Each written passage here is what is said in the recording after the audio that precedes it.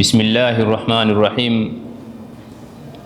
Alhamdulillahi Rabbil Alamin. Wassalatu wassalamu ala ashrafil anbiya'i wal mursalin Sayyidina Muhammadin sallallahu alayhi wa sallam wa ala alihi wa sahbihi ajma'in. Assalamu alaikum wa rahmatullahi wa barakatuh. Baada ya kumshukuru Allah subhanahu wa ta'ala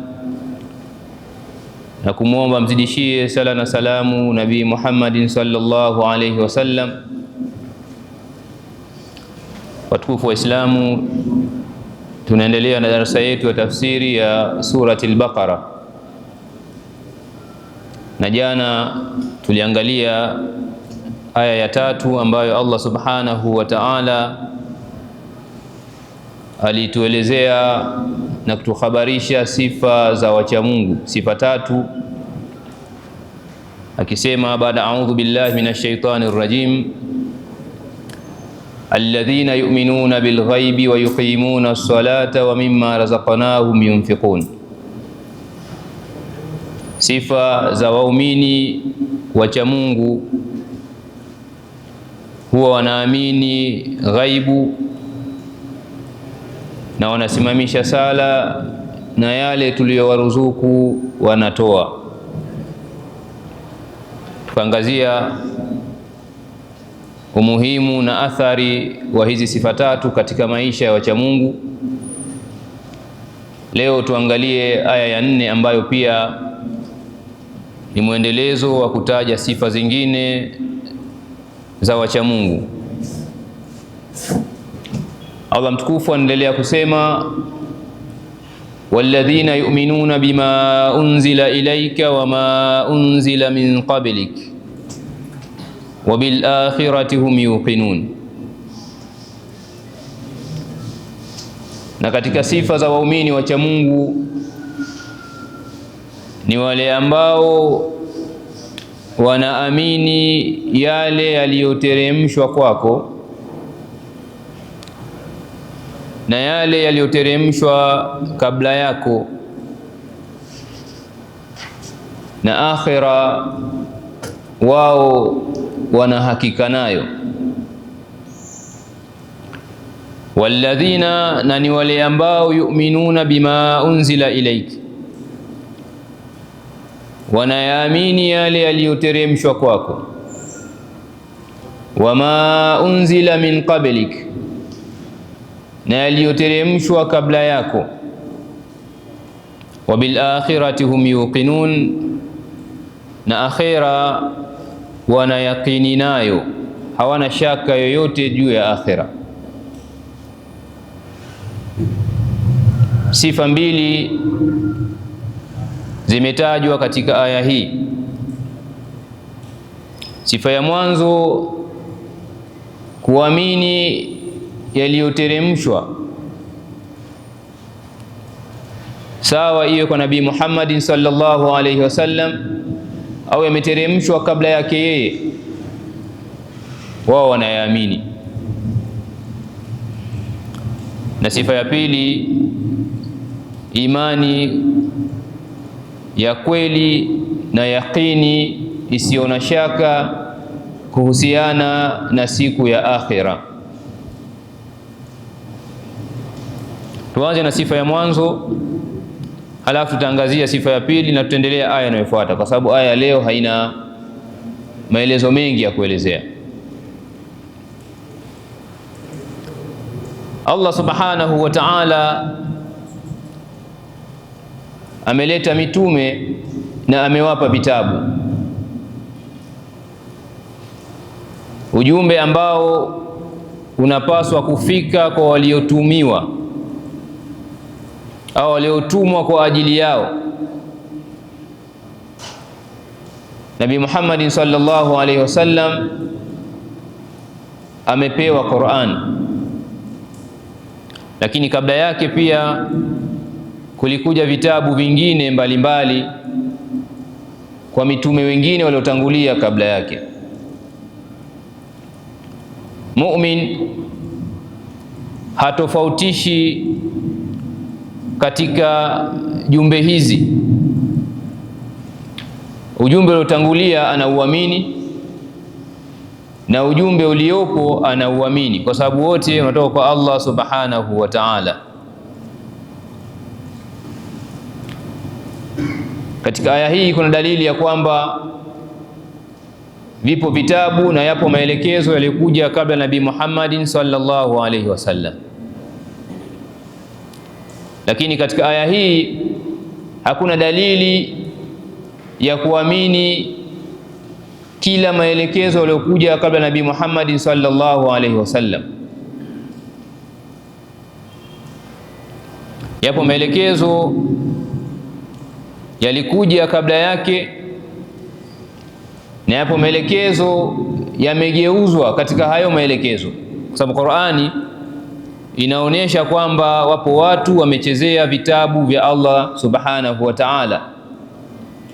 Kitabu pekee ambacho kimeshindikana ni Qur'ani, na kwa sababu Allah mtukufu alitaka iwe ni jumla ya maelekezo yote na akatoa ahadi ya kukihifadhi, kwa hivyo watu wameshindwa kuchezea. Anasema inna nahnu nazzalna dhikra wa inna lahu lahafidhun, kwamba sisi ndio tumeteremsha hii Qur'ani na sisi ndio tutakayohifadhi Qur'ani na tunaihifadhi, kwamba la yatihi albatil min baini yadayhi wala min khalfi, hakuna namna yoyote ya kuingiza batili ndani ya Qur'ani hii tukufu. Asija katokea mtu akwambia kuna Taurati, kuna Injili, kuna Zaburi, kuna sofi za Ibrahim, kuna sofi za Musa na kadhalika. Ambie ndio zipo, lakini zipo kama zilivyokuwa. Kwa maana kama yatakuja maelekezo mengine yameteremshwa kabla Nabii Muhammad sallallahu alaihi wasallam, sisi kuyaamini kwake ni lazima iwe kwa sharti, lazima yawafiki yale yaliyomo ndani ya Qur'ani tukufu.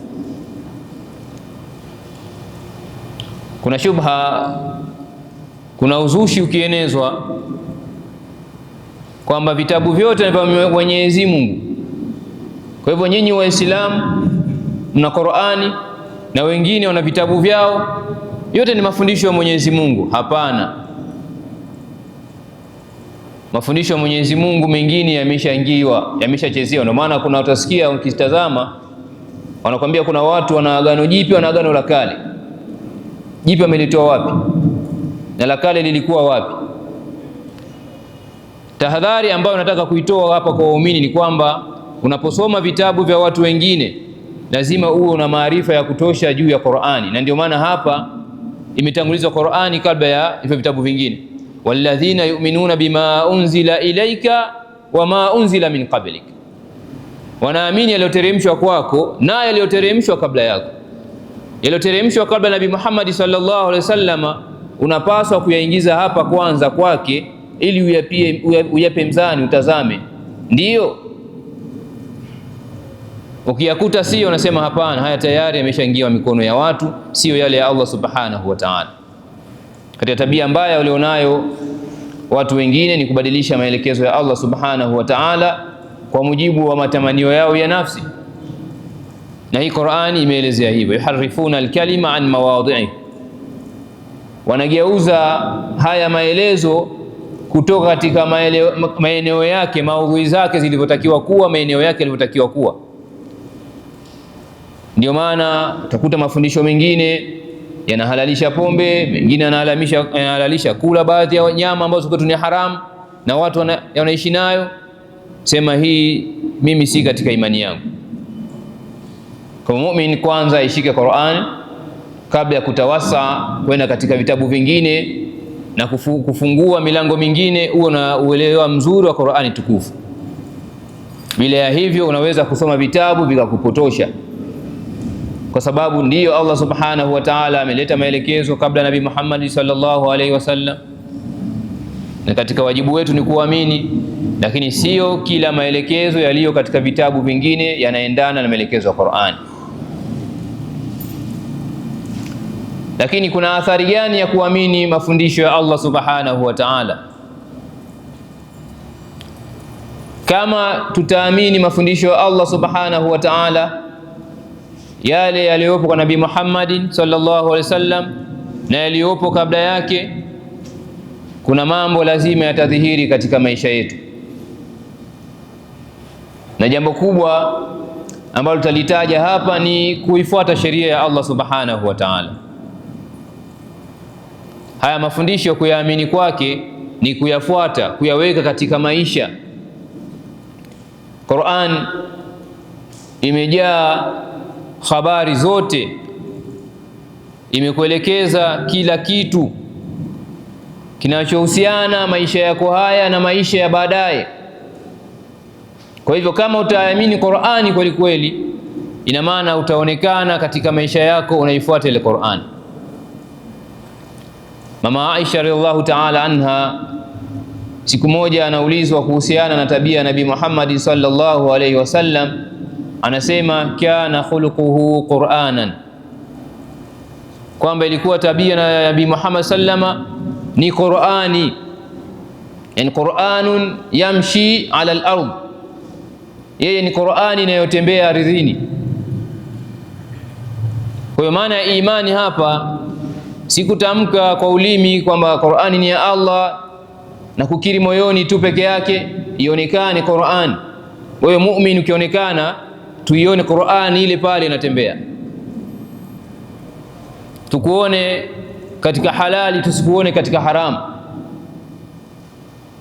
tukuone katika ibada, tusikuone katika maasi.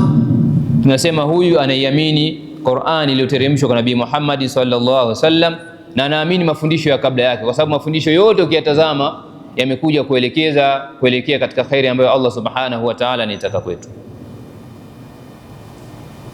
Asitokee mmoja wetu akajidai anayamini Qur'an na akajinasibu yeye ni mtu wa Qur'an, halafu tunamkuta katika mambo ya sigara, mambo ya utesi, mambo ya uzinifu, mambo ya wizi na hivi. Hiyo sio imani ya Qur'an. Tunamkuta wapi? Katika ibadati mbalimbali. Qur'an imeelekeza vitu vingi, kama mtaitazama Qur'an inatosha.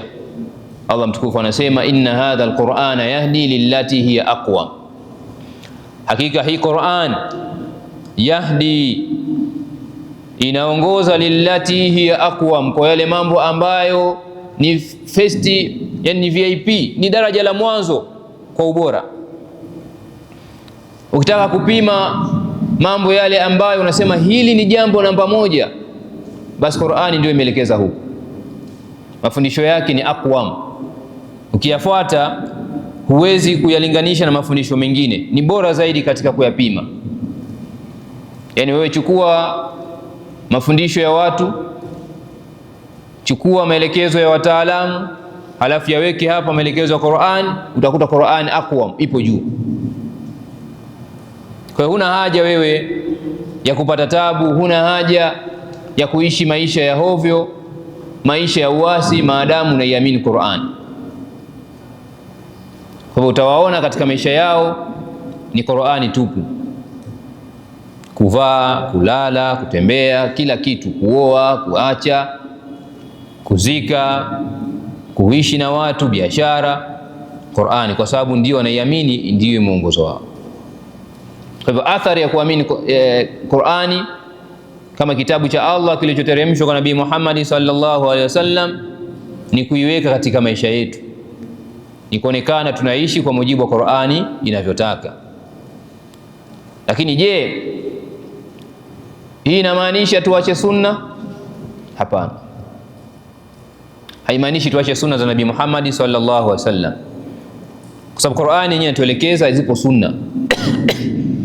Allah mtukufu anasema wama atakumur rasulu fakhudhuhu wama nahakum anhu fantahu, na yale aliyokuleteeni mtume achukueni.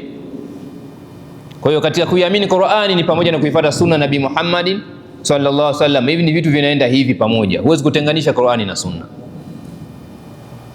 Kwa hiyo kuna wakati utakuta Qur'ani imesema na kuna wakati utakuta sunna imesema, kwamba mtume kasema, basi yote mawili unaenda nayo sawa sawa. Ndio maana ya kuamini yale yaliyoteremshwa kwa Nabii Muhammad sallallahu alaihi wasallam, kwa sababu hata sunna pia imeteremshwa kwake. Hakuja yeye na sunna, hakuja akaleta sheria anayotaka yeye. Wama yantiqu anil hawa in huwa illa wahyun yuha. Kwa hiyo nasema anayotamka Nabii Muhammad sallallahu alaihi wasallam hayahusiani na matamanio, yako mbali kabisa, wala kuna siku akatamka yeye kwa mujibu anavyotaka yeye. In huwa illa wahyun yuha, isipokuwa yale anayotamka ni wahi unaoteremshwa kwake. Kwa hivyo imani yetu ya Qur'an inatakiwa iwepo katika maisha na iambatane na sunna za Nabii Muhammad sallallahu alaihi wasallam. Hata ukiulizwa kwa nini unalala hivi wewe, unatia udhu, unasoma dua, unalalia ubavu wa kulia na hivi, asema hii ndiyo sunna, kwa sababu ndio imani yako. Umefahamu? Kwa nini unakula hivi, unasoma dua bismillah mkono wa kulia, hizi ndiyo sunna. Yani kila kwa nini unaingia chooni hivi? Kwa nini usiingie chooni unavyotaka? Hii ndiyo sunna, kwa sababu ndio imani yako. Kwa hivyo utaonekana tu katika maisha, wala hili jambo halifichikani. Na wewe mwenyewe unaweza kukaa chini ukasema kweli mimi ninaamini aliyoteremshwa Nabii Muhammad sallallahu alaihi wasallam, kwa sababu hakuna unachofanya isipokuwa utakuwa na maelekezo ima Qur'ani au sunna za Nabii Muhammad sallallahu alaihi wasallam. Huwezi kuwa muumini wa hichi kitabu na sunna za Nabii Muhammad sallallahu alaihi wasallam alafu ukawa unaonekana tofauti. Haihusiani, imani haishi hapo. Wa bil akhirati hum yuqinun, na akhira watu hawa wana yakini nayo, wana hakika nayo, wanaishi, wanajua kuna maisha mengine. Akhira ni maisha baada ya kufa mpaka mwisho, ima pepo au moto. Hiyo ndiyo akhira. Kinapoanza kifo tu kuna maisha mengine. Haya maisha yanaendelea mpaka itafikia mahala kuna watu watakwenda peponi na kuna watu watakwenda wapi? Motoni. Hii imani lazima uwe nayo. Kishakufa utaishi kaburini, kisha kaburini utafufuliwa, kishafufuliwa utakwenda kuhukumiwa, ukapewa hukumu yako, kishahukumiwa utakwenda ima peponi au utakwenda motoni. Na hapa kuna mambo mengi yanatokea mpaka kufikia hiyo hatua, lakini lazima muumini hii imani awe nayo. Hawaishi tu kwamba wakadhani hapo wamemaliza. Na kuna mtu anaishi unadhani kimtazama mpaka unamwonea imani, huyu anadhani hapa ndo kila kitu. Yapo maisha mengine na lazima uwe na imani hiyo, na imani hiyo ina athari. Moja ya athari kubwa ya hii imani ni utiifu uliopitiliza. Yani mtu anayeamini akhira ni mtiifu kweli kweli, huwezi kumlinganisha na mtu mwingine. Hawezi kusikia jambo limekatazwa akafanya kwa sababu kuna moto, na hawezi kuambiwa jambo limeamrishwa akaacha kwa sababu kuna pepo. Na imani ya akhira ni moja zile imani ya baadhi ya mambo ya ghaibu ambayo tuliyataja katika aya ya nyuma, inaambatana na baadhi ya mambo. Kuna mambo hapo yaoni hapo. Sasa kama kweli unaamini kuna kuadhibiwa, utaonekana hapo. Unapata wapi nguvu ya kudhulumu? Unapata wapi nguvu ya kuwa mzinifu? Kwa mfano katika Ramadhani hii unaona watu watiifu, lakini kuna mtu ameachana na mwanamke wake kwa sababu ya Ramadhani tu. Yani wamepeana kadi nafikiri ni njano, kwa sababu nyekundu wako nyekundu sifahamu. Baada ya Ramadhani wanarudi katika mambo yao. Hawezi kuwa na imani ya akhira huyu. Hawezi, kwa sababu akhira haya mambo yanaenda kumtia balaa. Mwenye imani ya akhira kama ameacha, anajua kuna akhira. Kwa akiingia Ramadhani hapa anatubu na hivi, Ramadhani ikija mama hapana. Ni hapana, hizo zinaletea balaa kwa sababu kuna imani ipo katika moyo wake. Na fanya mifano katika mambo mengi utaona. Imani hii ikikuingia kweli kweli, imani ya akhira, utajiona tu. Asiwaambie mtu atukufu wa Islamu, mtu akaleta maneno, ukisikia moto si maskhara. Yaani ukisikia moto, ukisikia ule moto wa akhira unazungumzwa, si jambo la hivi mnavyohadithiana haya mambo. Unatisha. Kwanza mnafahamu watu wa motoni hawaingii motoni. Hawaingii motoni. Ima wanatupwa kama wanavyotupwa uchafu. Yaani unavyofahamu ile taka inavyotupwa ndivyo wanavyotupwa. Sasa fikiria mwanadamu na heshima yake, Allah anavyotuheshimu sisi wanadamu na kutupa hadhi hapa duniani, heshima aliyotupa, inafikia mahala mtu anatupwa kama taka anavyotupwa jalalani jani.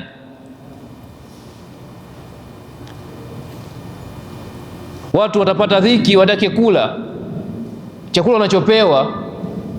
Wangekuwa hai, hata kama wangekuwa na dhiki vipi, wasingekubali. Mtu anakula usawa wake mwenyewe, moto kisha mchoma umemzidia, analetewa miba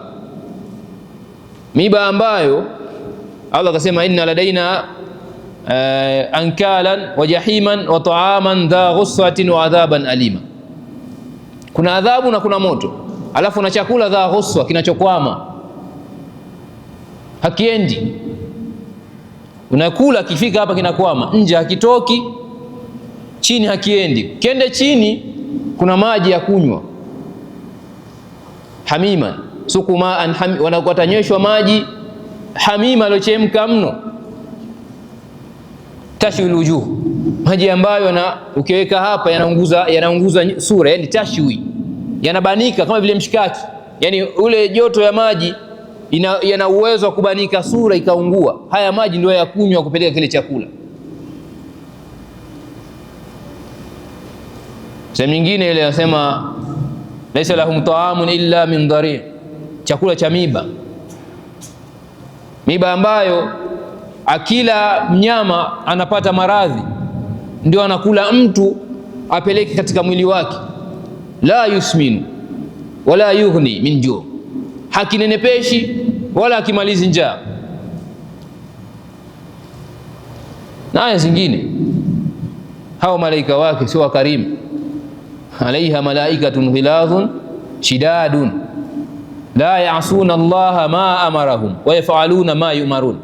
Malaika waliopo motoni ghilazun, wakali, wana hasira mno.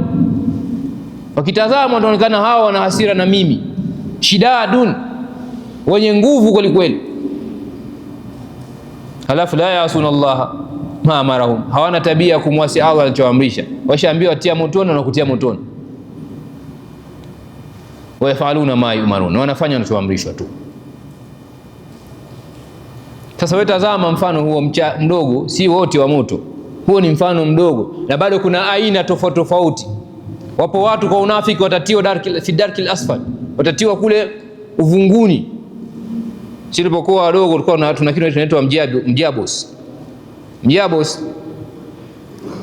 Kiazi kinaiva kwa udongo. Sasa ule moto wake, moto wa udongo unafikia hadhi ya kuivisha kiazi, kule unavundikwa. Yaani jahannam ipo mahala hiyo kwa ajili ya watu wanafiki. Sasa wewe fikiria hali kama hizo ndo za motoni, na ndo zipo akhera. Ukiwa na imani kama hiyo mzee, hatuwezi kukuona kwenye maasi. Utapata binadamu siku moja, lakini hapo ukikumbuka kuna moto unaacha, wala hakuna discussion, usubiri. Na pepo ni hivyo. Pepo mashallah, raha. Yani pepo katika sifa ya mito ya peponi Allah ametaja ifajiruna tafjira. Mito ya peponi mnaiburuza, wewe unaivuta kama una remote mkononi mwako. Unahitaji kitu, ule mtu unakuja hapa, yani upati taabu. Hakuna kitu kinaitwa luhub peponi. Hakuna nasabun, hakuna tabu yoyote wala luhub. Hakuna mambo ya kwenda uhangaike. Nataka mito ile imetajwa, asali, maziwa, umefahamu, maji matamu, pombe siolewesha, si pombe hii unakunywa pombe unaanza kutukana, unakojoa, mambo vurugu. Heshima hapana, kunywa pombe starehe. Lakini fajirunaha, ainan yashrabu biha ibadullahi yufajjirunaha tafjira. Mito wanakunywa waja wa Allah huko peponi, yufajjirunaha, wanaivuta wanaikokota wanavyotaka. Nataka kunywa maji haya, ule mtu wa maji uchi, kunywa baba. Kuna haja mpaka ukatafute ndoo, utafute hivi, mara kikombe kichafu kaoshe. Hakuna mambo haya, ni hapa duniani hizo tabu tu. Asali hivyo, maziwa hivyo. Achana haya mambo ya matunda, ni haelezeki. Haya duniani haya mfano. Bado mengine sasa imekuwa anatengeneza GMO, mara ana vitubisho vyenyewe. Haya yale ni original yenyewe Allah subhanahu wa ta'ala amekuwekea, yanafanana. Wale watu wa starehe, wapo wanawake wanaitwa hurun ain.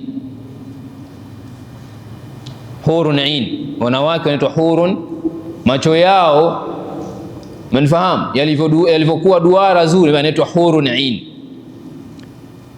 Na wanasifa wanaitwa khasiratu tarf. Khasiratu tarfi maana yake nini kwa Kiswahili? Kwamba wakata macho, yani wale wanawake ni wanakata macho, watakufanya usiweze kunyanyua hivi utazame mbali, wewe unatazama wao tu hivi. Yani kuna kitu kinakuwa kizuri mbele yako mpaka unaghafilika na vitu vingine kushughulika navyo. Ndio hawa wanawake kwa idadi, umefahamu? Halafu peponi waingia wote vijana na hivi, kwa hiyo nguvu zinakuwepo, wanawake wazuri na hivi. Ukiwa na imani hiyo, hawa wanapita hapa duniani nini? Hapana, utajua labda uloe, kwa sababu kuoa ni haja ya kibinadamu. Utaoa kwa sababu ni haja ya kibinadamu na ni jambo limeletwa katika sheria, lakini ya mambo ya uzinifu hutojaribu. Unahangaika nini? Yani huyu ambaye hafikii robo ya sifa za hurul ain peponi ndio akufanya wakose hurul ain? Tuko na akili, huwezi. Lakini imani ya akhira itakwambia hapana, huyu siwezi kushughulika naye, wapo peponi. Sasa imani ya akhira, ndugu zangu, athari yake ni hiyo, utiifu lazima. Yani huwezi kuamini akhira ukawa muasi. Ndio maana Qur'ani inataja sana mambo ya akhira. Utakuta aya zinakwenda inataja akhira kidogo. Sura nyingi ni hivyo, inakwenda akhira inaguswa, inakukumbusha, kwa sababu unaweza ukaingia katika mitihani, lakini inakuja akhira kidogo. Na akhira ikija ni pepo moto pepo. Na hapa ndio hapa tanbihi, ishi unavyojua duniani hautakuwa umefaulu kama hujaingia peponi. Yani kama juhudi zako zote si za kukupeleka peponi, hujafaulu. Yani hakikisha unafanya jambo ambalo litakuepusha na hii adhabu ya Allah subhanahu wa ta'ala. Hawa ndio wanaofaulu. Hata Nabii Muhammad sallallahu alaihi wasallam ipo kwenye Qur'ani anasema hivyo, qul inni akhafu in asaitu rabbi adhaba yawmin adhim, naogopa nikimwasi Mola wangu, naogopa adhabu hiyo siku kubwa. Kwa sababu atakayeepushwa na adhabu hiyo ndio amefanyaje? Amefaulu. Kwa hiyo jitahidi sana uishi hapa, fanya juhudi zako, kimbizana na maisha, lakini hakikisha una focus katika akhira, pepo. Huu ndio ujanja peke yake ambao unaweza kupata, na hapa aya inayofuata itasema. Na nje ya hapo hujafanya kitu, yani umri wako wote umefanya, halafu ndio kinaweza yake ukaingia motoni. Naomba Allah subhanahu wa ta'ala kujalie katika watu wa peponi.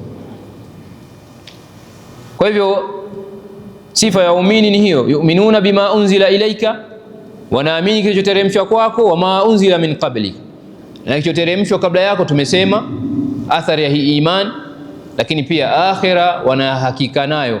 Kwa hiyo unaona hapo duniani wapo tu, lakini wao target yao kubwa ni wapi? Ni akhira. Ulaika ala huda min rabbihim, hao ndio ala huda, wamo katika muongozo, min rabbihim, wa Mola wao. Muongozo wa Mola wetu, ukiona muongozo basi utakuwemo katika watu hao, na hao ndio wamo katika muongozo. Wanaamini ghaib, wanasimamisha sala, wanatoa walichoruzukiwa, wanaamini aliyoteremshwa kwa Nabii Muhammad sallallahu alaihi wasallam na aliyoteremshwa kabla yake, na wanayakini na akhira. Hao ala huda min rabbihim, wamo katika mwongozo unaotoka kwa Mola wao.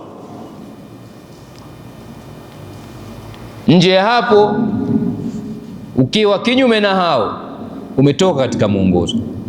Na mnakumbuka aya ya mwanzo ilisema, aya ya pili, dhalika alkitabu la raiba fihi hudan lilmuttaqin. Hii Qur'ani ni mwongozo kwa wacha Mungu. Muona mwongozo ndio huu, wanakuwemo humu, ala huda, wamo ndani ya huu mwongozo, min rabbihim, kutoka kwa Mola wao, wa ulaika humul muflihun, na hao ndio haswa waliofaulu. Waliofaulu haswa ndio hao. Allah subhanahu wa ta'ala anaposema ala huda, ala ni herufi ya isti'la, ni herufi ya kudhibiti mambo, yani jambo unakuwa ndio unalicontrol. Yani mwongozo wa Mola upo, lakini huu mwongozo hawa watu ndio wanaucontrol, wanao hivi, hauwatoki, upo chini ya himaya yao. Yani wao na mwongozo unawatii. Nitafafanua kidogo. Kuna watu wanajitahidi nao waongoke, lakini inakuwa mtihani. Kila akifanya hivi wapi, akifanya, ingia kwenye hili kundi, umejitoa katika kundi hili. Ukileta kundi hili, wewe ndio unakuwa bwana ule mwongozo, yani unaenda inavyotakiwa, mwongozo hakuepuki, kwa sababu kila namna ya kukutoa katika mwongozo haitoingia, haitapata nafasi kwako. Ndio maana ala huda, wao wamo katika huu mwongozo, wao ndio wanaosimamia. Hutawasikia wamepotea siku hata moja. Unajua kwa nini Allah subhanahu wa ta'ala ndipo sehemu ya Qur'ani anaonyesha wazi kuna watu hawezi kupotea, halafu mtu anakwambia binadamu ni madhaifu, binadamu ana lazima. Unajua kuna maneno ukiyasikiliza, yani yanaashiria uasi tu. Aya zinazoelekeza sisi ni madhaifu, ni kweli sisi ni madhaifu, lakini kuna daraja tukifika, sheitani hasogei, hawezi kututoa. Udhaifu unakaa pembeni. Allah anasema inna ibadi laysa laka alaihim sultan illa man ittaba'aka min alghawin.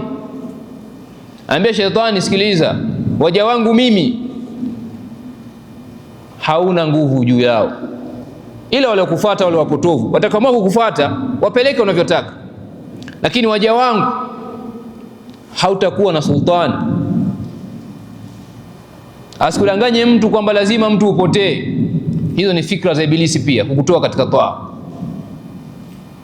Kwamba ni mwanadamu, utakosa lazima muasi. Ndio, lazima muasi Allah, si una mapungufu, lakini ndio umepotea. Kisha unafanyaje? Si unatubu?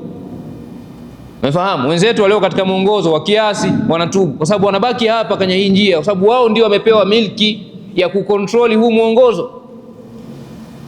Kwa hivyo usikae unababaika na maasi na hivi, wewe jiingize humu ndani, imani ya ghaibu ikamate. Umefahamu? Simamisha sala kama tulivyoelezea jana, toa ulichoruzukiwa kama tulivyoelezea jana, amini kitabu, fuata maelekezo. Umefahamu? Halafu ikamate na akhera. Ingia huku, unaingia. Ukishaingia huku, subiri wa shetani atakuja. Yani Allah ni muongo. Kama mwambie waja wangu hutakuwa na nguvu, alafu aje shetani, haiwezekani. Kwani hamfahamu visa mbalimbali shetani amefeli? Hamfahamu Qur'ani inaelezea mambo mangapi ambayo shetani amekaa pembeni? Watu wamejaribiwa katika dunia hii, lakini shetani alifikia akashindwa, kwa sababu hao waliingia katika kundi la waja wa Allah subhanahu wa ta'ala, na hao ndio wanaofaulu. Kwa anayetaka kufaulu ashike hizi sifa, na kila mmoja Allah subhanahu wa ta'ala ameziweka, si kwamba haziwezekani, zinawezekana. Atakayeshika anaukamata mwongozo, akiukamata mwongozo tayari anakuwa ndio bwana, anakuwa ala huda, anakuwa yeye ndio anausimamia ule mwongozo, haumtoki katika mikono, katika miliki yake. Daima atabaki ameongoka na atafaulu. Asiyetaka kushika hii njia hawezi kuwa na salama, kapotea. Dunia imejaa mitihani, imejaa matatizo, na moto umepambwa na mambo mazuri, na pepo mambo mengi yanayosumbua ndio yamezunguka pepo. lakini ukishika huu muongozo biidhnillah subhanahu wa ta'ala unakwenda vizuri, unafaulu, unaingia peponi. Allah hana taabu akikupa pepo, hakuna anachopungukiwa, lakini hakuna anachopungukiwa pia akikuingiza motoni.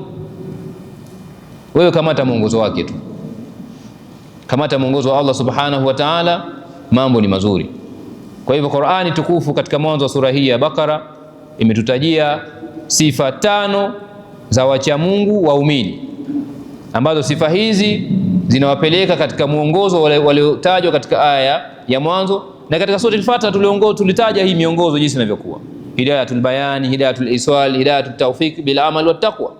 Tulitaja miongozo inavyokuwa, rejeeni au darasa hili tumerekodi, wakati mwingine mtapata, lakini miongozo yote inayotakiwa, sifa hizi hapa 5 kama 10, mnaingia katika mwongozo, na insha Allah taala kipata mwongozo wa Allah umepata kufaulu. Ulaika ala huda min rabbihim, hawa ndio wamo katika mwongozo wa Mola wao, na wao ndio wanaosimamia huu mwongozo. Allah kawapa, chukueni. Umefahamu? Msiwatoke huu mwongozo. Wa ulaika, na hawa humul muflihun, ndio waliofaulu haswa. Nje hapa hakuna kufaulu. Nadhani muda wa darasa utakuwa umefika mwisho, tuishie hapa. Kesho tutaingia utaja sifa za makafiri, wana sifa gani na hivi, alafu tutaendelea insha Allah taala sifa za wanafiki. Hapo tutachelewa kidogo, ili tujipambanue haya makundi matatu. Maana hii ni sifa za wacha Mungu waumini, itakuja sifa za makafiri kidogo, alafu itakuja uwanda mpana wa sifa za wanafiki, na hapo tutatulia, na lengo tukae tujiweke daraja nzuri. Sisi kijikuta kuna namna fulani ka unafiki kule, ujitoe rudi hapa, kwa sababu ndio sawa. Tupo hapa kwa ajili ya kurekebishana na kuweka mambo yawe mazuri. Naomba Allah subhanahu wa ta'ala atukubalie amali zetu, atufungulie milango ya riziki, atukubalie saumu zetu, atunufaishe na Qur'ani, tuifanye kuwa mwongozo na maelekezo yake rasmi katika maisha yetu, na atumalize Ramadhani tukiwa katika afya, tukiwa katika watu waliopata thawabu. Wa sallallahu ala sayyidina Muhammad wa alihi wa sahbihi wasallam, walhamdulillahi rabbil alamin. Wassalamu alaikum wa rahmatullahi wa barakatuh. Shukran.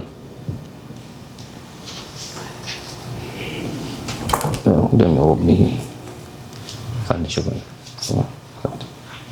Asante. Nataka kutoka sio? Asalamu hali. Shukran. Asante sana. Shukran. Asante. Asante. Asalamu hali. Asante. Shukran. Asante. Shukran. Asante. Asalamu hali. Naam, asante. Shukran. Asante. Naam, alhamdulillah khair. Asante. Asalamu hali. Khair. Hali khair. Naam. Asante. Wasalamu.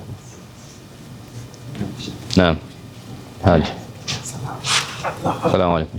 Hali. Khair. Asante, nashukuru. Naam. Sawa. Nasemaje Sheikh? Kwa sababu na maswali kuuliza. Naam. Labda unipe leo namba yako ya simu.